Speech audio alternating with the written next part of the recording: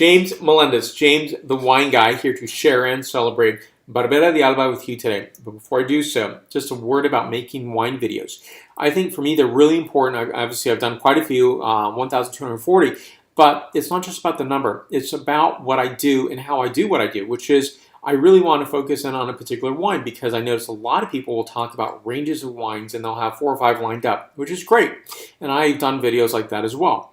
But I think for me, sometimes it's really important to single out a particular bottle because ultimately, at day's end, as opposed to the end of the day, I think a lot of people, you have to look at this and say, somebody made this. So somebody picked it, somebody created this wine, somebody transported this wine. So people are involved in this process. So that's why it's really important to hone in on that.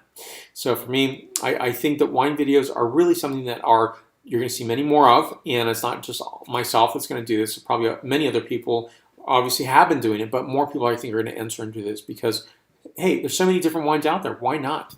So here we go. This is called Sovrana. It's by the producer Beni di Batasiolo. It's Barbera di Alba 2010 vintage, and this is a 14% alcohol content wine. Here's the front, and here is the back panel. A little bit of information here. Now, for me, this is a really great signature and way of delving into Barbera di Alba.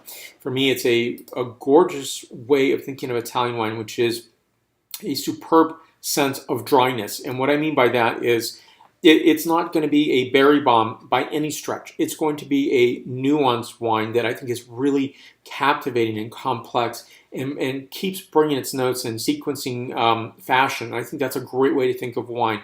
And I think this Barbera di Alba does a great job of that. So beautiful scent characteristics, very evocative on this. So sandalwood, freshly roasted pine nuts, roasted tomatoes, and chocolate. So it's really evocative in that beautiful sense of these really beautiful, gorgeous, uplifting notes. So here we go. Take a taste of this wine, give you some feedback characteristics, as well as a point score. Here we go.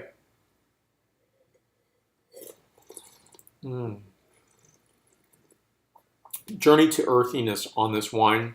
A deep sense of appreciable dryness. Notes of early season red cherry, white mushroom, fresh plum, cedar, red pepper, thyme, and clove. I give this one a 9.1 out of a 10.0 scale, my scale.